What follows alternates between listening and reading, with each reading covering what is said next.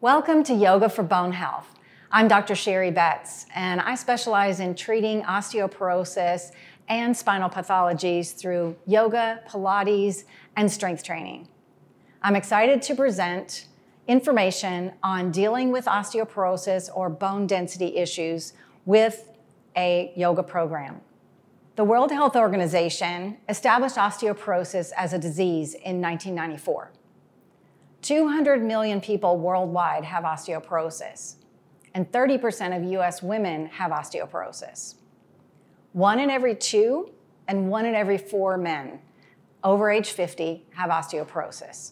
So it's likely that if you enter a yoga class, that half of those people that are over age 50 will have low bone density. When you identify osteoporosis, you'll want to be looking for not just bone density, but you can identify it through height loss of greater than 1.5 inches, which can indicate that you've collapsed some of the vertebrae in your spine. You can also identify it through family history. If your mother, father, family members have had osteoporosis, you're more likely to experience it yourself. Also, if you've had a compression fracture or any type of fracture that results in a fall from a standing height that ends up in a fracture, will indicate that you may have osteoporosis. Another concept to think about is the presence of a rounded upper back, a dowager's hump, or a forward head posture of greater than 7 centimeters away from a wall, if you're standing against a wall, may also indicate that you've had a compression fracture in your thoracic spine.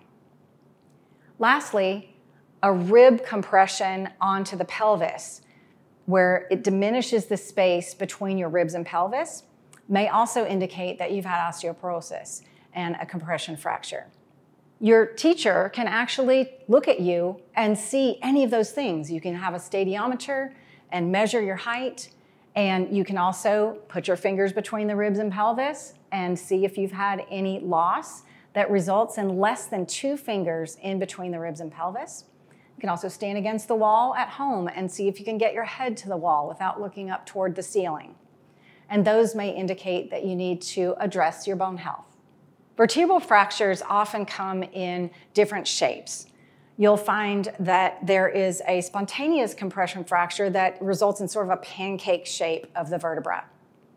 There's also a wedge-type fracture that usually occurs when the spine is compressed in the front. It can occur with a sneeze or a cough in a rounded posture, lifting something with a rounded back, or just bending forward to touch your toes. Those are pictured in the slides that you'll see. Now, we can also identify a compression fracture using a side X-ray of the spine. And if you have a wedge-shaped fracture in one area of the vertebra above and below are way more likely to fracture. You have about a 5-fold risk for fracture after that first fracture happens. So the best thing is to try to prevent that first fracture, and then certainly be very vigilant if you've had a fracture so that you prevent fractures of the vertebra above and below. What happens is the architecture of the spine changes so that the vertebra is compressed, and then that brings the spine into more and more curvature. There are people that have had several compression fractures, and only 20% of compression fractures are symptomatic, meaning that 80% of fractures that people have, they don't even really know. Now, when we look at yoga poses that may be risky for bending in that flexed posture, we might think about things like the standing forward fold with a rounded spine, seated forward fold, maybe the plow or the shoulder stand that you'd want to be vigilant about if you are at risk for osteoporosis or have low bone density. Sanaki and Mickelson did a really pivotal study in 1984, which is a very long time ago, very old research, but because of the nature of the research, it would be unethical to ask people to repeat that study because of the results of that study. What they did is they took 59 postmenopausal women and they divided them into 4 groups. Group 1 did a prone extension exercise with a pillow under the ribs. Group 2 did a crunch exercise where they're lying supine and they're doing a little sit-up. Group 3 did both of those exercises, and Group 4 did no exercise. When they evaluated the results of the study, they saw that 89% of the people who did the crunch exercise had additional compression fractures. Only 16% of the people that did the prone extension exercise had additional fractures. And then the people that combined both of those exercises they were about 50% of the people in that group that had additional fractures. The good news is that exercise combined with the right exercise combined with the wrong exercise is actually better than no exercise. Because the people that did no exercise, they saw that 67% of those people had additional fractures. So the good news is that doing exercise is better than not doing exercise. Other points to consider about protecting your spine from fracture are going to be things like twisting to end range, and especially using your arms to create overpressure at end range. That also results in a winding up of the ligaments of the spine and can compress the spine. Combined motions of rotation with flexion can also risk one for fracture. And then a side bend, especially with a bouncing motion, can result in a fracture as well. So you want to avoid extremes of side bending, rotation, and forward flexion if you want to protect your spine from fracture. You'll also want to be mindful about going into the prone position, making sure you use a pillow under your ribs when you do extension, which is indicated for osteoporosis and building bone in your spine, but you want to protect those ribs from excessive force when you're lying prone. Now, let's talk about the benefits of yoga for bone health. One of my favorite benefits of yoga is awareness. And being mindful about your movement is going to be so helpful for prevention of fractures. Being aware of your posture, being aware of your body as you're lifting things off the floor, really taking your yoga practice into your life. I like to think of it being like yoga off the mat. Another concept to think about is reduction of thoracic kyphosis. The research has shown many times that a yoga practice focusing on thoracic extension or backward bending type motions is actually effective for reducing that forward flex posture. It also can result in prevention of fractures and also building bone density. Another concept in yoga that is not always addressed in many types of exercise programs is balance. There's so many poses that really challenge your balance and leg strength, much more than any other mind-body practice. We will address the principles of really helping with the foundational movements to support your bones as you enter into a yoga practice at Yoga Anytime. We're going to address alignment of the body, stacking the bones up from the feet to the pelvis, to the rib cage, to the head, using props like a dowel to help with reminders about your bones and where they're placed as you do certain movements. That's going to be one of the most important things that you'll learn, is trying to be aware of your spine as you're bending forward, getting to the mat, getting up, and picking things up off the floor. Another principle that we might think about is leg strength. I mentioned earlier that leg strength was really important. And after age 50, we lose about 1% of our leg strength every year, and that's coupled with about 0.5% of bone strength every year after age 50. So it's very important that we focus on our leg strength, and that's one of the wonderful things about a yoga practice is there are so many poses that can help you with developing leg strength. We'll be doing things like warrior poses, tree pose, chair pose, transitions to the mat, the sun salutation series, which will also help with another principle called dynamic alignment. Want to think about moving through space with mindfulness and great alignment. So those kind of poses that we'll be doing will be things like warrior 3, things like side angle pose, things like triangle pose, and getting into the position without bending our spines. Then we want to also think about how to keep our spine mobile. Bending over a ball or a round surface is so helpful for improving your mobility of your thoracic spine, improving your posture as well. And we'll also do some safe rotational movements, safe side bending movements, and movements of the lumbar spine as well to help keep your bones and joints healthy and mobile and not put them at risk for fracture. Let's talk about exercise in general, thinking about what type of exercise is actually best for building bone.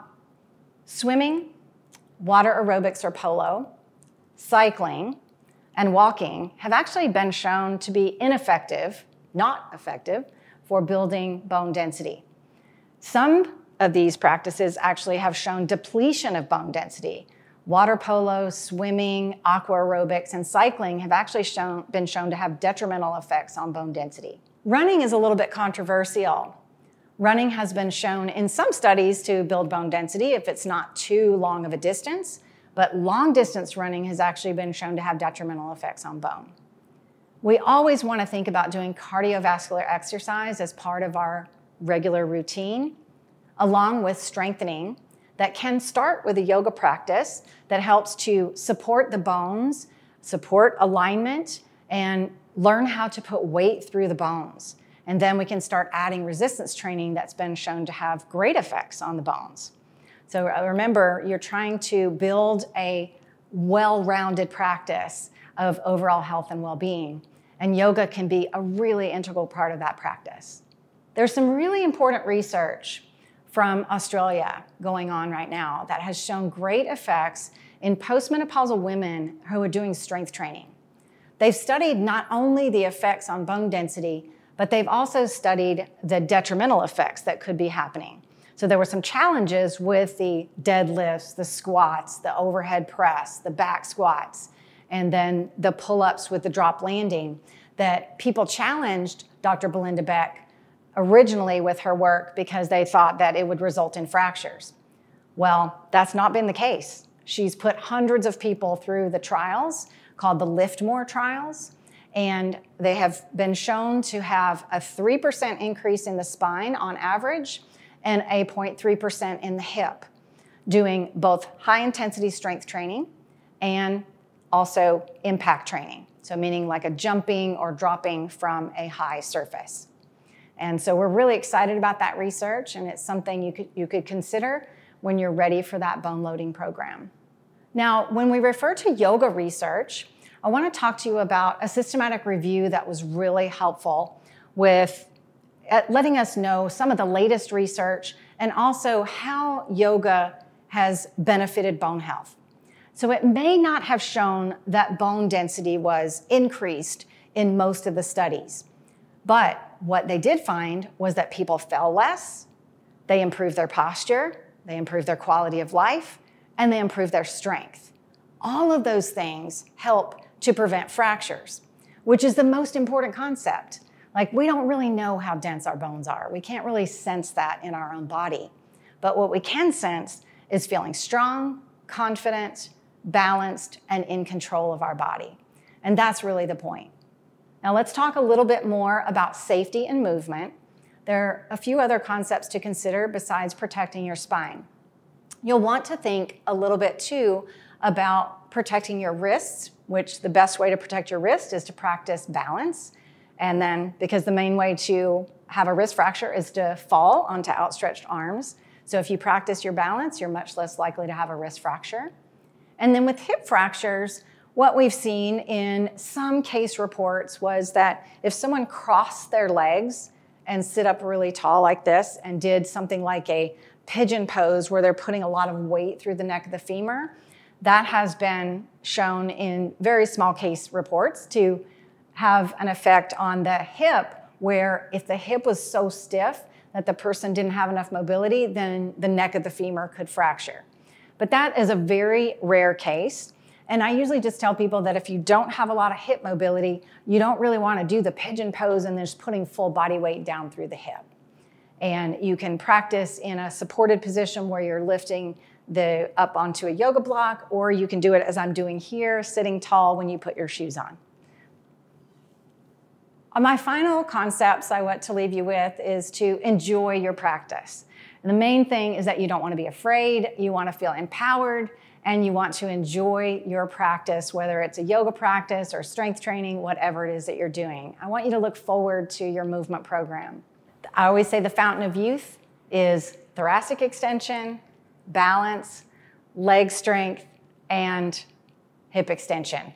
Hip extension is something that I didn't really mention, but it's when you bring your hip back into alignment and then be able to take a long stride forward. Because if you have good hip extension, you can walk with long strides and you have less likelihood of falling.